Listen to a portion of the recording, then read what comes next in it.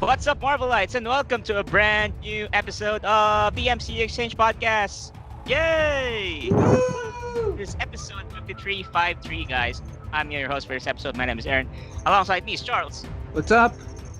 and Joe. Hello. Hey, guys, what's up? It's a big MCU week again, of course, because we're reaching the finish line for the Falcon and the Winter Soldier. But before we talk about the mind-blowing cameo, the stuff, and all of it, let's go to the news first. There's a slew of big news in the past week. So let's start off with the one that broke the internet, Joe and Charles, yesterday. Yep. In an interview, it's not an interview with Variety.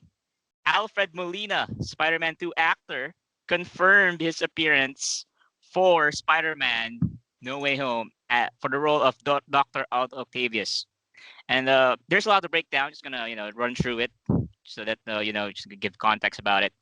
Well, he admitted that there's an intense secrecy about the film, and because he revealed everybody in the cast was quote unquote all under orders not to talk about it, and he was joking about himself as the worst kept secret in Hollywood. So might as well talk about it, right? And he bared it all in this interview with Variety. First, he described the opportunity to go back to Marvel as both wonderful and interesting at the same time. Yay. Because how much time has passed. It's been 2004, 17 years, guys, since his last appearance in the Marvel film in Spider-Man 2. And here's what's interesting about the interview. Molina spoke to director John Watts, director of Spider-Man No Way Home, and how the MCU would bring him back to life because apparently in Spider-Man 2, he died at the end of the film, right? After Yeah. confirming to Molina that in this universe, no one really dies, Watts spoke on how the movie will pick up the villain's story from the very moment in which he was drowned in the river. That's what he said in the interview. That's gonna be weird. And also, he confirmed that he was going to be the age in this film because makes sense because it's been 17 years. But there's a lot to break down. He confirmed, so it's like multiverse stuff. It's really confirmed. It's happening. The cat's out of the bag. Charles, what do you think about this? Do you think that this is Sony's doing, or do you think that this is like an accidental slip, or okay, just might as well go with it? I think because studios are very tight-lipped about these things, and it's very there's a lot of red tape with every single little thing about publicity and whatnot. So it's probably Sony's doing this because they probably Sony probably gave Molina the green light to actually speak to Variety during this, I guess, this interview for another movie. So I guess that's where this all is coming from. Probably Sony. It's hard to imagine Kevin Feige actually saying, "Yeah, go ahead, talk about Toby, talk about all the multiverse stuff, and it's gonna be fine." Like it's hard to imagine that's actually the case. So I think this is definitely a Sony stuff. I mean, Sony is notorious with spoilers. They kind of don't give a fuck as long as it generates hype and gives them all the box office earnings. They don't Mhm. care. So it's a Sony thing for sure. Joe, just want to ask you one thing. When you saw this news, do you thought it was a joke or is this really happening? Uh, I kind of couldn't stop laughing reading it just because Molina seemed like he didn't care at all. Because he starts off with, well, we all had to be very secret, and just spills the beans like crazy. I Yeah. wonder if he was supposed to confirm it, like by Sony, but I think the amount he confirmed, that probably wasn't planned. That I just don't think, because he gave away a lot of details that kind of make you connect the dots. Nah. Yeah. Like maybe the instruction was you can just confirm your appearance, not the plot, not the Right. story, right? Well, if I'm Wow. at here, let me start with. And I also recall back then when Jamie Foxx was reported to be part of the cast, he also placed an Instagram. He posted an Instagram post, teasing the multiverse stuff, and he deleted it after like 5 minutes. So there's so many secrets coming out. Basically, this basically confirms it. It's Spider-Man 3, Spider-Man No Way Home is a multiverse film, and just want to find out how will they do it when the movie premieres in December 17, 2021. Can't wait for that. Several months away, guys. Yeah. Let's now move on to another MCU property in the form of What If? Because apparently another leak has surfaced online, and it's a barrage of concept arts for What If, because Yeah. it showed many major plot details about alternate reality stories of the series. There's Gamora wearing Thanos' suit of armor, alongside wielding his iconic blade, and we also saw uh, Loki concept art, in his Thor his outfit from the 2011 film Thor. Mhm. Um, there's also a image of a of Ultron equipped with the Infinity Stones in his chest. Weird. Wait, those are in his chest? Yeah, yeah, it's engraved there or something. I just see here in the article, and also there's an identified male character, which is supposed to be Bruce Banner or Tony Stark, wearing a Hulkbuster-sized Iron Man suit, seemingly made from Sakarian scraps. Joe, based on this, I don't know this is a leak, but do you think this is legit? If it's legit, what do you think about it? Uh, I'm loving the what if concept more and more. It feels like it's getting just insane with every bit of detail that we get. I'm very curious though about like Ultron is a reveal I'm very happy to see. I'm a general big Ultron fan. He kind of has that Ultron Sigma design too. So Yeah, that's kind of a cool thing to see that they're kind of expanding, and I really am hoping that James Spader voices him. Just in my opinion, one of the best actors to join the franchise. So it's going to be really interesting how that kind of ties together. Uh, yeah, the Hulkbuster thing is interesting. I wonder. I don't know. It looks like it could be Ruffalo. I think it might still be Stark. So I'm kind of imagining what if Stark landed on Sakaar instead of Bruce. That would be an interesting concept. Like they can do anything, and I feel like at first we thought, oh, it's going to be like, okay, what if this little thing happens? But the moment they were like, oh, what if T'Challa becomes Star Lord? I'm like, wait, what? So anything is possible, and I really dig it. Charles, how about you? What's your excitement level for What If from 1 to 10? Pretty high, I guess a solid 9, because some of these concept art they tease a lot of very interesting premises. Like the Ultron one, obviously, I think the Ultron one is clearly the most interesting one.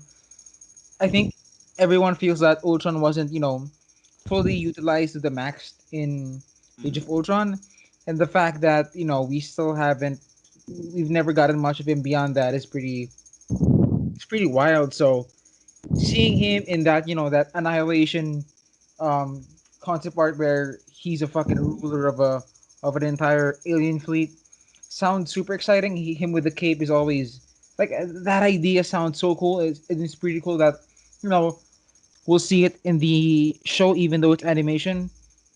And also some of the collector stuff looks cool. That thing with the Hulk Buster scrap thing looks super fascinating. We also got the concept art of the Guardians of the Multiverse, Mm-hmm. and that looks super fascinating. I wonder if that's the case. If all these episodes are gonna lead up to a big team up episode where they protect the multiverse, or if it's like a strictly a promotional thing where some some um some licensing company just said, oh yeah, you could just put this in your T-shirt, Guardians of the Multiverse, and it's not even at the show. I wonder if that's the case.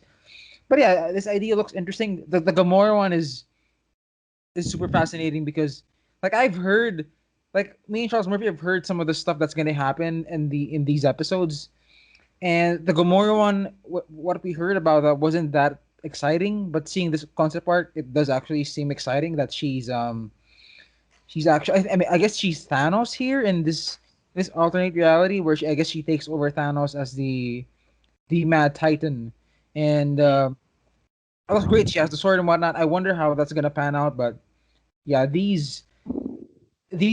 all these artwork is just making me super excited in what's to come in What If. I cannot wait to have like a top 10 ranking of What If episodes here. Yeah. I Yeah, am curious though, like, are they going with the concept of changing one thing and then letting consequences happen? Or is it literally like, what if this big thing, like, because the thing with Gamora is that could entirely be, what if Gamora accepted Thanos as her father? Mm. But we don't know, it could be any direction that they take, and that's like really the curious thing. And I really hope the titles are just literally, what if T'Challa went to space? Just like super cheesy 80s, 90s comics of the original What If series. Yeah. Yeah, I'm seeing it like that. Like every episode is standalone universe, like standalone alternate reality, and then they will be brought together by the Watcher at the finale. Like okay, you can discard the multiverse, or there's a threat coming, like that. I don't know. I actually think it'll tie into Doctor Strange Oh yeah. because we definitely see Doctor Strange face an evil version of himself. Which, interesting enough, his evil version is on the Guardians poster that leaked or found its way online. So I'm really curious how that ties together. And I hope there's like little hints throughout the series that tie these different stories in some way.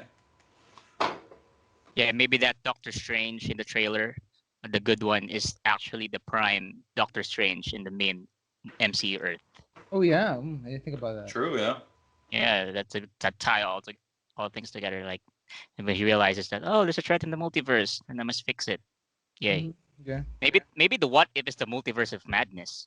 The The madness. zombie would point to that. Yeah. Whatever the case, guys, what if exciting show. Can't wait. Summer 2021. No exact month yet, but it's gonna be summer on Disney Plus. Let's now move on to another Disney Plus project that's going to be released in late 2021 as well. It's Miss Marvel, the MCU debut of Kamala Khan. And this is going to be an interesting rumor, guys, because I'm going to break it down piece by piece. Because it all started with a drawing from the Instagram story of director Bilal Fallah of Miss Marvel. It's a drawing of Kamala and the animated form of her. Like, there's a purple scarf. It all started with a purple scarf, guys. And that. Because fans thought that maybe Fallah made a mistake on that color. But based on a 4chan leak here, there's a bunch of items in there. It's the leak claimed that Kamala Khan would still be Inhuman, but no one from the Inhuman royal family would appear in the show, and the show's main villain will be uh as Cameron, yeah, Yeah. and Cameron, yeah. it's going to be she's going to have a new ability aside from the embiggen abilities. She will now apparently be able to project purple constructs from the bangles on her wrist into things like shields and daggers. And it could explain Kamal's new purple scarf might relate to these new powers. So I'm not really a Miss Marvel geek or what do you think about this, Charles? The thing about this leak and this rumor about Kamala having new powers. I'm not as mad as a lot of fans are. Honestly, it's kind of like, oh, okay, that's cool. It's not necessarily a deal breaker for me. I know for some fans, it's starting to be like a deal breaker to the point where you gotta fucking lose your shit over it. It's not the case for me. I kind of that's almost irrelevant to me because she still has her most, I guess, signature powers, which is the beginning. And this one seems like it feels like an icing to that signature power of hers. And come on, let's be real. It's like we've seen superheroes develop additional powers throughout the years in the comics. Peter Parker famously, became more spider-like as his career went. And I think a lot of fans, at least at the time, accepted it. Although now they've done some stuff to remove some of those additional powers, but I feel like this one, as long as they manage to explain it in a very nice way, I think it's fine. It's fine as long as it's Yeah, like for all we know, that light thing could be something from the Terrigen crystal itself.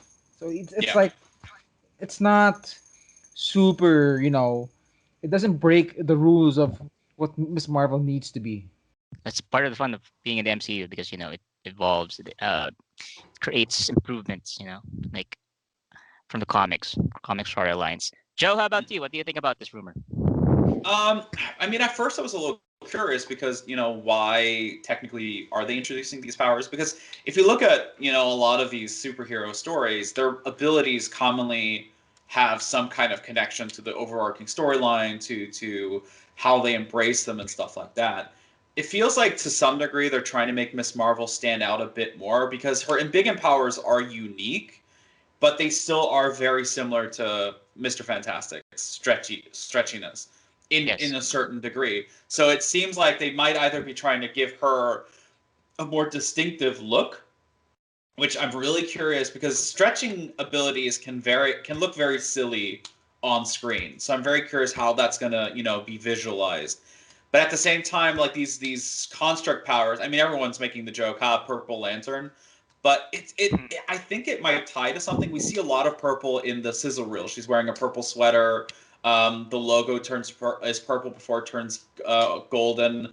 I think there might be something there that they're trying to hint at, but they don't want to reveal as of yet. I want to see a trailer. I'll say once we get a trailer that kind of realizes, because this is the big question to me. The Darkhold kind of already made Agents of S.H.I.E.L.D. non-canon in this main timeline. Yes. So will perhaps the classic Terrigen crystal be purple? And that's how it ties together. So I'm really curious what direction they're going to make that visually stand out, because it's a black or blue crystal most of the time, so they might be trying to add something unique to it. It's going to be interesting. I really hope we get some trailers soon. Loki's going to debut in June. Yeah. So we might get like our What If trailer at least by then, and hopefully some Miss Marvel news as well. And Miss Marvel tops my list of one of my most anticipated Disney Plus projects this year. So I can't wait to see Kamala Khan, Iman Vellani as Kamala Khan in action later this year. Let's now move on, guys, to our spoiler review, spoiler breakdown of the penultimate episode of The Falcon and the Winter Soldier, entitled Truth. And there's so much going on here. It's the longest episode of the series, over an hour, 61 minutes to be exact, with credits, of course. But The Falcon and the Winter Soldier is gearing up for an explosive finale, and the show's penultimate episode, entitled Truth, managed to set the stage for a thrilling conclusion. Initial thoughts, guys, about this. You first, Charles. I like it because it's interesting because it's the longest episode, but it's also the one where we get the most character stuff. I mean, people want these episodes to be longer for the action and whatnot, but this is kind of like the character slow episode. That is ironically the longest one. And if you think about it, the first half of the episode is all story, while the second half is all character stuff. Yes. And I guess that's a very nice balance to all the craziness that they're setting up for the finale. We got that crazy action sequence in the opening where the three of them fight. It's very brutal, very emotional. That was good. Also, we got some stuff from the fallout from what Walker did, and Wyatt Russell gets to actually flex his acting chops there during the court scene, which I thought was great. We get some nice downtime with Bucky and Sam. I feel like the highlight of the episode, apart from that scene with Isaiah, was all those scenes in the boat. Seeing Bucky and Sam just fucking hang out and fix the boat seems very. It's so mundane, but it's also so fun to see, if that makes sense, because you never get to see these larger than life people actually be humans here. So that was a very nice touch to it. Like my only gripe was that there was like 2 montages in Louisiana. Yeah. And like I could have used just one, but there's a montage of Sam training, there's a montage of them fixing the boat. I feel like they were just, sort of I guess parsing for time here. So that was kind of weird as far as pacing goes, but it's a great episode for sure. Definitely great episode, and it's been described by MC producer Nate Moore as one of the strongest episode of the series. It's been hyped up in the past week, and it lived up to the hype. That's what I must say. Joe, how about you? What are your thoughts? Initial thoughts. Great episode. I love how this one episode, like Charles said, the beginning is kind of the story focus, the later is the character driven story. I think most of us kind of assumed that the training montage was going to be like at the end of the series, but I'm very glad it was here because it builds up to what the finale may or may not be. For me, the two greatest scenes in this episode brings two very, I think, important storylines together. On the one hand, Sam's decision about becoming Captain America or not by being confronted by the racial profiling aspect of the show that has been, I think, very well handled. In a way, it's not how to say it, it's been there, but it's been building up. We've seen more and more aspects of it growing. Why also I think the inclusion of Wakanda was a fantastic choice because it starts building up that inner conflict for Sam. But what really got me is, I mean, the Isaiah Bradley scene is top notch, incredibly done. Really, really makes me want a true Disney Plus show. Like, I think they really should embrace that story and tell that story, because it's kind of just hinted at but never fully shown. And it's a waste not to explore that, because, you know, also, I think they're going that direction, because it seems like, you know, we have Elijah there, but he's not really built up as becoming Patriot. Who knows if they are or they will. But the other storyline is that we have these two very interesting conflicts of American social, or American problems, because with Wyatt Russell's portrayal of John Walker, yeah, he went down the deep end. He went fucking nuts. But the big thing is that at the same time they use this chance to kind of show, as the court scene where he confronts him and says, "You made me. You told me this is how you trained me to be." Yeah. And they throw him to the curve. And it's one of the biggest issues as well for veterans in the United States that are pretty much living off of nothing. They were pretty much trained to be killers and then return home to nothing. And I like that they didn't shy away from that. I think that was a very good message to also push in. They're trying to humanize him still to some degree, but I think that it's an interesting conflict that kind of continues from WandaVision. Is that our villains aren't necessarily like classic villains. They're pretty much just people with their own ambitions and their own issues to delve through that are just coming to the forefront in a negative light. And Wyatt Russell's performance really highlights that aspect. And it's interesting to have these two different, very politically charged stories going through this one series, being handled as well as it is. Wyatt Russell has a very strong performance from the get go of being, being John Walker, and then I appreciate that so much. But let's go first before I break it down here. Let's go first to that scene between Isaiah and Sam. That's a gut wrenching emotional scene. Just want to give a shout out to Charles for editing that video. You can check that out on his Amazing Twitter. work, man. Twitter at CFS Villanueva, where it's a parallel to what Steve did during the first Avenger film, and whilst Isaiah is telling a story, and the emotional exchange between Sam and Isaiah in that series is a top-notch moment. And Carl Lumbly's acting while recalling traumatic events of Isaiah's past is so captivating, and that there's a clear sense of sadness from fans during that scene. You can just feel it, right? Yeah, it's such a good scene because, especially when it talks about his friends not being evidence. Yeah.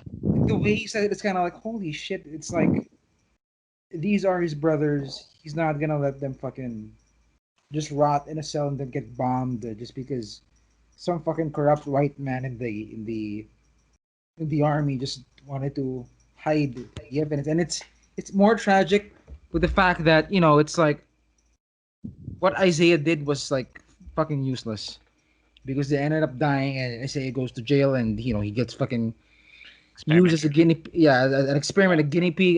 It's so painful, and the fact that there are some parallels to Steve Rogers. Steve's moment, act of heroism is great, but it's also like very, very stark to what Isaiah went through a couple of years later. It's so fucking what a great scene to put in the show, and it's probably assuming nothing tops it next episode, it's probably the most powerful moment in the entire series so far. Yeah. And the way it ended, the conversation ended, is powerful in itself because it's utter silence, right? Right. And the fact that Isaiah doesn't eat like I guess usually in some of these cheesy movies, Isaiah would say, "Yeah, take the mantle, Sam. Do it. We need you." But Isaiah's like, "No, dude, don't fucking take it. Why would you take it, dude? What kind of self-respecting man would you be if you took that in spite of what they did to me?" It's like, holy shit. Yeah. He's not like Isaiah isn't mincing words. He's giving Sam the tough love talk. Yes. Yeah. The Joe? truth. Yeah. Your thoughts? Incredible performance. I really, really hope we get more from Lumbly. Such a great actor, such a great choice. And I generally want, like I said, I want a truth series. I want that to be explored. Even if it's just him telling it to Elijah and it's animated, like whatever direction they could go, I would love to see it. But the big thing, it's also echoed later on, and why this scene I think resonates so strongly, is that it's something that, especially as Bucky pointed out, he and Steve, when they decided to give him the shield, they didn't consider the fact of what he had to go through, what he has to go through, given his skin tone and stuff like that. Is that there is something that you can only really feel or understand if you've lived through those hardships. And it's a great, and I love that they didn't shy away from it. They confronted it, they talked about it, and they echoed it later on from other characters, and it's extremely well handled. And I really hope to see more Captain America stories kind of tackle these very serious real life issues in interesting ways. Yeah, and you see the power of the long form storytelling of Disney Plus, because it Yeah. gives so much avenue to explore these kind of themes and social issues. Definitely. Now let's talk about the much hyped cameo from that. So we're just gonna break it down. At first, honestly, admittedly, I didn't know who she was when she entered the scene. I would be honest about that. I didn't know who Contessa Valentina Allegra de Fontaine is when I first saw it. And my like the family's asking me, who's that? I have no idea. So talk about it. Julia Louis Dreyfus MCU debut as Madame Hydra, I think, because that's the from the comics. I know you guys, Charles, she will be coming Yeah. beforehand. It's been a tough secret to keep. Um, for us, casual fans, how significant is Contessa to the MCU right now? It's weird because in the comics she's not the Nick Fury esque character we saw here.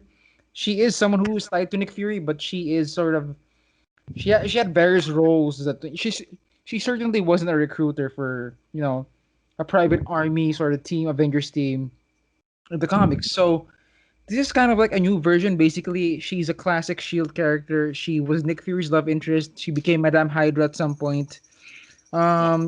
She's basically tied to all these shield things. And but with the MCU version, I do wonder what exactly is their angle with her here. I mean, it seems like she is sort of starting that Thunderbolts Masters of Evil thing. I wonder for who, for herself, for someone else, for another organization. I don't know. But I guess it's cool that she's there. I think the takeaway here is the actress more than anything. Because when I learned about JLD in the show like fucking February last year, Oh certainly my god. before the Evan Peters stuff, we first thought that she was like a senator here that No. who's I guess part of the commission against the GRC, all that stuff. I thought we thought that she was playing that, but then we learned I guess 2 weeks ago who she really was. But even then we were like, oh okay, Contessa's here, but what's she going to do here? So it's interesting that she's here. I'm more interested in the idea that she was first supposed to appear Black Widow first. Yeah. For this one, we've always heard that there was going to be some sort of connection between those two movies. It kind of seems like it's her. I wonder if they're going to keep her cameo in spite of all the shuffling here. I don't know why you'd remove it because I feel like it's a nice connective tissue here to Yeah. sort of, I don't see why it would matter she appeared in Falcon first before Black Widow. So I'm hoping that they retain that cameo because I want to see more of her. Julia Louis Dreyfus. I mean, obviously, Seinfeld isn't as huge internationally as it was in the US. I know a lot of people in Europe and in Asia certainly don't know who JLD is. I know her simply for her pop culture imprint. She's a fucking TV legend, and that alone excited me. So I'm excited just to see more of her down the road. Same. I can't wait to see how big her impact will be in Phase 4 of the MCU. Joe, how about you? What are your thoughts about her appearance? Fantastic. I love how over the top it was. Just like the shoes, click, click, click, and then her introduction. It was very well handled. I knew about Contessa as a character a little bit because I'm a big fan of that original Shield run where she was featured from I think Starlin. Um, what an interesting addition this late in the game because her connections to Shield pretty much have no influence, so automatically everyone's going to her connections to Hydra, which happened during the Secret Warriors storyline. So, how does that tie together? You know, that's the interesting thing about her character. Plus, just, I mean, let's be honest, Julia Louis-Dreyfus, great actress, fantastic actress, and I know a lot of people kind of know her from Seinfeld. I personally think the best role she ever had was in Veep. Amazing in that series, and I'm really, really happy to see her in this. I really hope they have teased that she has a bigger role moving forward, so I'm very, very curious how that'll come together. Just fantastic reveal, fantastic appearance. It's a little out of place in the story, I will say that, because it just feels. Oh, sorry, I didn't want to interrupt. No, yeah, No, it is fine. a very shoehorned cameo for sure. It felt like that should have been a post-credit sequence or something, kind of. That's how it felt. But yeah, at the same time, I always like to see these Disney Plus stories as those single character issues between bigger stories, and they also had their awkward moments of setting up other things. So it's not, it's like what, a minute, 2 minutes maybe, so it's not damaging anything. It just feels like if they don't bring it tied together in the finale, it feels a little off because it's like you're leaving us with that question. But generally, I'm just, oh god, I hope she's in Black Widow. I really want to know how it connects. It makes your, it makes those gears in your head turn. It's like, wait a minute, Taskmaster is in Black Widow. We have John Walker here. We have Zemo here. What's happening? How does this connect? You just have that fun with it all. Yeah, Zemo's in the raft. Look at that, the connection's right there. Thunderbolt Rush is there. Hmm. Like I feel like the cameo makes the Walker making the shield scene super dumb. Same. Like You it's think kind of so? like, it's kind of like why set someone up who's clearly going to set Walker up with new gear, new stuff, basically give Walker his new, I guess, purpose there. But in the end, it's like Walker has to create a shield on his own using what, sheet metal. It's like there's something so dopey about a military man making a shield out of, like, I guess, metal he picked up from his garage. It's like in character wise, it makes sense. Like Walker is so desperate to get a shield that he's gonna fucking make his own. That makes sense on paper, but just seeing him make it in his garage, like what the fuck? How is his metal gonna withstand the military grade firepower the flag smashers have? They're all fucking super soldiers. They could probably fucking punch through that shield. Like literally any one of them could punch through that shield. He's going against Bucky, who has a vibranium arm. He's going against Sam, who has a vibranium suit now, probably with the wings and Yeah. whatnot, and the shield. So it's like he's going there with in a cos and he's cosplaying to a fight basically, which is pretty crazy for me. I'll be honest. I love the fact that it is that way because, Okay. first of all, so the thing is how I see it is Walker's trying to prove himself. Yeah. He's so in his head that he believes that the man he killed was the one who killed Lamar, and that that selling that to the family, even though it wasn't him, that he's just in. He can't see the truth anymore, the reality, and he believes that he can just build a shield and continue being Captain America. Mm. And what I want is like that shield's going to be shattered, and I want it to shatter. I want it to be someone just with one punch, I like hope, yeah. shit. It has to. It's not that powerful, durable, but that leads to him desperately calling her. That's how I see it. Like that's the last breaking point that he has to rely on someone else. That's the weird thing. I watched the scene today. Mm-hmm. Contestant doesn't give her number. He Yeah, tells, there's no number on there. which Yeah, again is there's just nothing on weird, which is kind of weird because I feel like the better setup would be, here's my number, call me when you're ready. I feel like that's the conversation to have, as opposed to, because say Contessa gave her number and then at the end we see Walker give that call. Hey, I'm ready. What do you have for me? And then next episode, holy shit, Contessa has a shield of her own. Whoever she is, she has her resources. It kind of seems like she knows all the secrets the shield has. It kind of seems like she's an insider. It just kind of makes sense there. I feel like the that scene with Contessa sets up that she's gonna be there to hook him up with some new gear and whatnot. So to see him just build the shield in his garage like a crazy man feels like what? I feel like you had something that was ready to inform this, but you didn't use it. That's how I feel about it. And if they don't, like, let's say Bucky punches Walker's shield and it doesn't dent it, I'd be like, come on, what the fuck? Come on. That should have absolutely get shattered with a full-on vibranium punch from Bucky. Yeah. If he picks up a hammer with a shattered shield, I'm gonna laugh my ass off.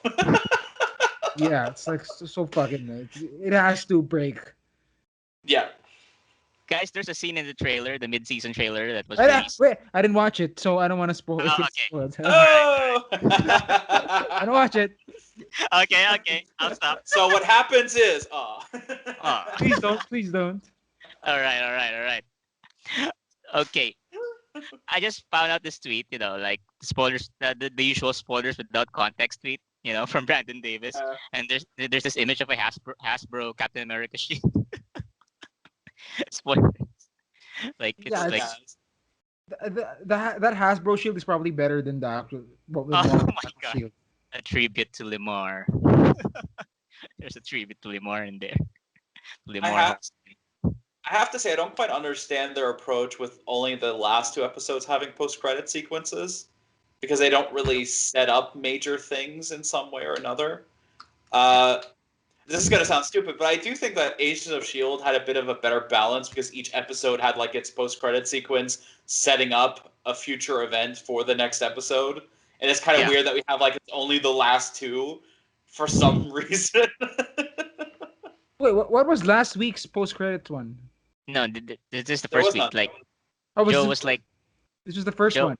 Yeah, it's always the last two episodes. It was the same with WandaVision. I thought there was one last episode too. No. It's just that the last two episodes are the ones that have post-credit sequences. Right. Yeah.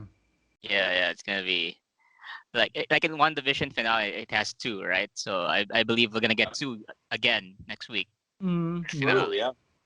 Yeah. So a total of 3 for every Disney Plus series. Cool. Neato. Yeah. Let's now move on to Sam's training montage. No, not that one. Sam's what's in the box. So, Gwyneth Paltrow's head. Oh wait, sorry, wrong movie. No. Bucky asked a favor for the Wakandans, and it would make sense if Shuri made this one. What do you think, guys? Is it the vibranium wings or the full Captain America suit with the wings? Charles. I think it's all like. Can you imagine if it's like one thing? It's not even. It's like one wing. It's a onesie. He just has to like slide in. Can you imagine if it's like one wing? And then Sam was like, "Come on, Bucky." Or Red Wing, a vibranium Red Wing. It's an It's probably the whole thing. I wonder because I mean that Zemo scene. I feel like that was also better off as a post-credit scene if it weren't for the Bucky asking for a favor. Yeah. Clearly that scene was there just so Bucky had a reason to help Sam out, and I guess that makes sense. I do wonder, like, let's say that scene wasn't there, where would Sam get a new suit? Yeah. So it makes sense that someone helps him out. But yeah, it's probably the whole thing. The question here is whether it has vibranium shit on it. If it's like if it's a suit that can absorb kinetic energy. Because I feel like in Infinity War, Cap's shield there, the Wakandan gauntlet he has, it wasn't like vibranium made. It didn't absorb stuff. I honestly thought that was a missed opportunity where you got Cap and T'Challa running through the field as they're charging the aliens. I feel like the scene there was to show that holy shit, Cap has a fucking purple shield that can blast out energy blasts. So I feel like that was the thing there, but it wasn't. So I guess it'd be a miracle if we saw Sam's shield actually have the same properties as T'Challa. I feel like that's kind of reserved for T'Challa at this point. Because Yeah. even Bucky's vibranium arm doesn't have the same properties. Yeah. Like No. it doesn't return the same amount of force here. In fact, it kind of looks like it gets destroyed a lot here. when Walker when Walker throws him across the room, it fucking gets damaged a bit. So I guess it's gonna be like a normal one winged suit. Yeah. Oh man. I mean, if it's the entire suit, how interesting is the entire approach that the symbol, like the symbolism of America with the Captain America title being created by an African country and African Yeah. natives. Yeah. Like that is actually what I love about the fact that he, even though to some degree a lot of the MCU characters tend to get their suits from very specific people, I do love the implication, the meaning that the next Captain America is an African American with a suit made from Africa. Yeah. That I think is extremely interesting to play on that. Oh yeah, I didn't think about that. So powerful. And Shuri made that. Yeah. I'm still on the onesie or like the one wing thing. It's an IOU in there. Yeah. Can you imagine? Imagine Bucky playing around. 50 million for vibranium. We are exporting now. You need to pay. Maybe I don't know, guys. Do you think that this will start the trend, like Wakanda giving out supplies to the remaining Avengers or stuff like that? Because they don't have Stark anymore. I hope not.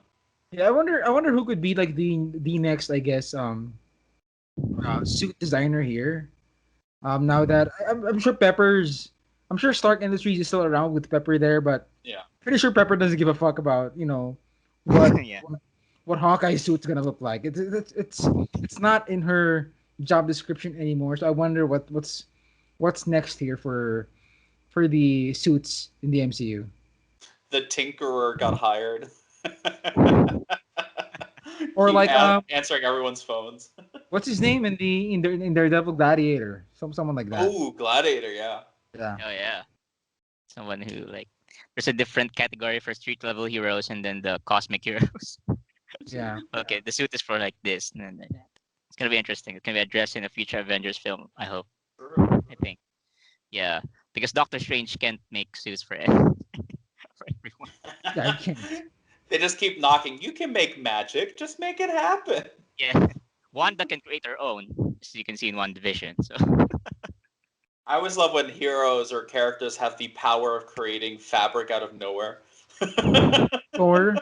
It's Thor. just Thor with summoning Wanda. It always reminds me of the in Dragon Ball where one of the characters just randomly summons a uniform for someone, and they made a spoof of it. And he goes, "My new powers, suits." yeah. Great. So next week in the finale there'll be a lot of villains, Flag Smashers, and the surprising return of Batroc the Leaper. Ooh, Yeah. gonna be fun. And they're back in New York, guys. So in New York, there are several heroes, Doctor Strange, Spider-Man, but they're not going to appear. So there's no. Uh-oh. There's gonna be a series again on Twitter. Oh Can I- no, why did it appear? Can I Yeah, say go. that scene in the park was kind of weird? that I thought they were in Europe for a while, but turns out Yeah, they're in same. fucking New York. Batroc walks up to a fucking park with military grade weapons of mass destruction.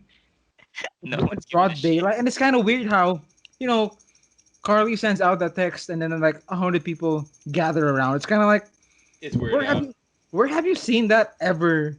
In it's just so fucking weird that everyone just comes together with a text.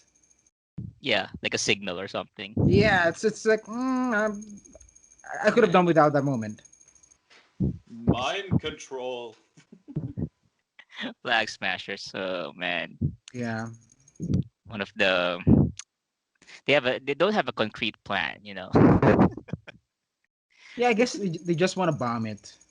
Yeah, that's Yeah. it. The GRC vote and next week. So I mean, action-packed finale. And it's been a trend in the past few weeks that the runtime for the next episode will be revealed in the week of its airing. So I guess we'll find out the runtime this week. I mean, next week. Yeah. Yep. Gotta find that out. Okay, guys. Score for what's been dubbed as the strongest episode of Falcon and the Winter Soldier from 1 to 10. I'll go first. My score is 9.5. It's a very, very powerful episode. Character driven, moves the story, propelled it um, multiple ways, and it sets up an explosive finale. I can't wait. MVP Anthony Mackie. Oh man, he's great this episode. That moment alone with Isaiah, it's top notch. Charles, from 1 to 10, what is your score? I'm gonna give it a 9.